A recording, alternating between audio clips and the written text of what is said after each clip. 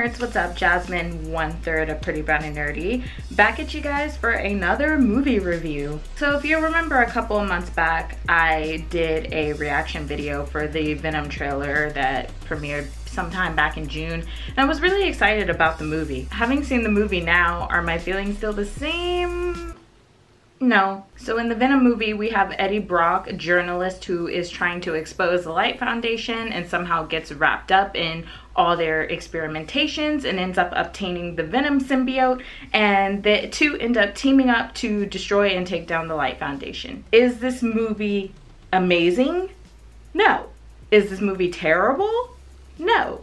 All in all, it's a pretty okay watch, to be completely honest with you. I felt that the film was just, you know, something that you watch and you go about your day with. When I first watched the movie, I didn't exactly have the same reaction. That's why it took so long to make a review. I had to really gather my thoughts about how I felt about this movie. If you are a comic book fan, a diehard comic book fan of Venom, you probably will hate the movie. If you are not really familiar with the Venom story or the comics, you will probably really love this movie. It really just depends on what type of audience member you are. This movie is a lot of fun. What the movie suffers from is the weak script. The script for this movie was very poor. It really needed a lot more to it. Part of that reason is I feel the film was handicapped when they decided to go from rated R to a PG-13 movie. There were a lot of changes made, and it seems like it's quite restricted, to be honest with you. In the 2 hours you spend watching this movie, what's really going to engage you is the relationship between Venom and Eddie Brock. The character dynamic between the two is just, it's enjoyable to watch. It's funny, and it's what really is going to keep the audience interested.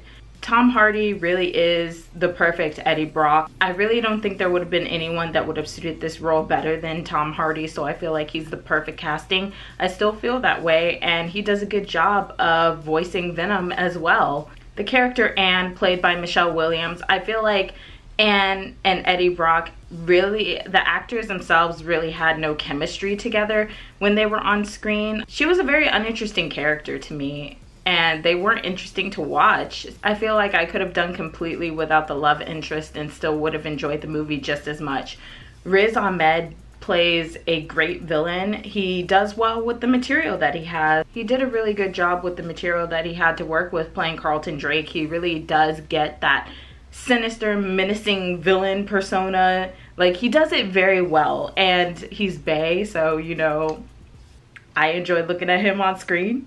A lot of the action sequences that you see in the movie are action sequences that are in the trailer for the film. So a lot of what you've seen in the trailers is what you're going to get with the action. The bike chase scene was really cool. The police squad takedown was just as cool. So they do a really good job of translating that symbiote combat fighting action from the comics on screen this time.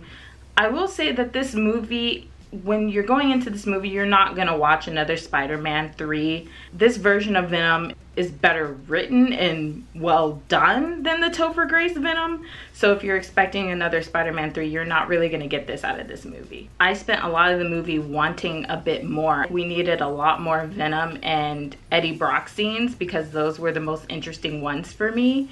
It being a PG-13 movie, they definitely focused more on the comedy aspect. They made Venom a punchline in this movie, and a lot of the jokes are gonna be a hit and miss for some people in the audience. Like, Venom was really humorous. He was just kind of doing his own thing, just kind of chilling. He was just like, I'm just here to have a good time and to do my thing and survive. So a lot of the dialogue between Venom and Eddie Brock is truly hilarious. At one point, Venom somehow becomes a relationship counselor for Eddie, and he's just trying to help him out on his failing relationship, and that's really hilarious to watch.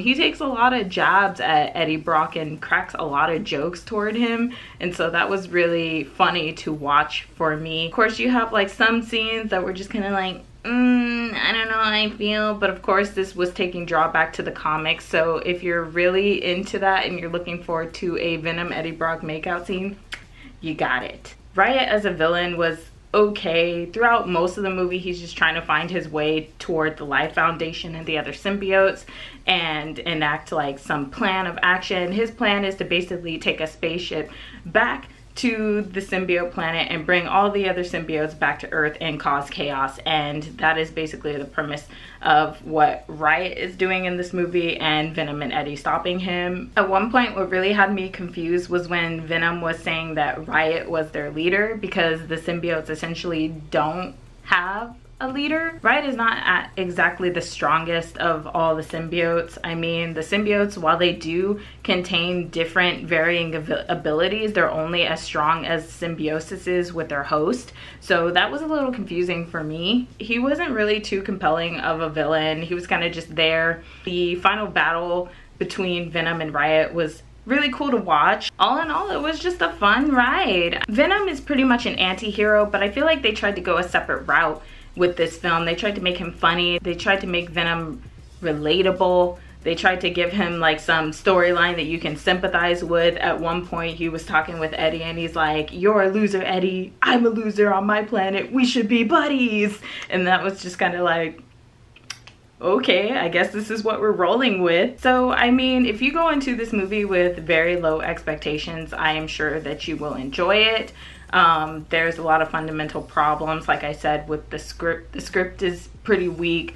The overall plot is just kind of like, it's a very generic film that you're gonna be in for. Of course, at the end, they hint toward a possible sequel, and I'm sure we all know what that sequel is that they're going for. It's hinting toward Maximum Carnage that they're probably gonna go with, and they're gonna make Carnage the primary villain of the sequel. And if you look forward to seeing Woody Harrelson in a Ronald McDonald wig, then you're gonna totally get that. In the final end credits, there is a brief scene of Spider-Man Into the Spider-Verse that they show, and honestly, that was the best part about it. It was the best thing I had seen out of the whole 2 hours I was at the movie theater. What this movie does do a good job of doing is bringing a whole new group of fans into the Venomverse. A lot of audience members love this movie, while critics somehow really hated the movie, and some people just are kind of like in between with it all. It brought about a lot of new Venom fans, and some fans that have taken this whole Venom Eddie Brock relationship to a whole new level. Leave it to the fandom to create so much Eddie Venom non-safe for work fan art on the internet that your eyes have to be subjected to.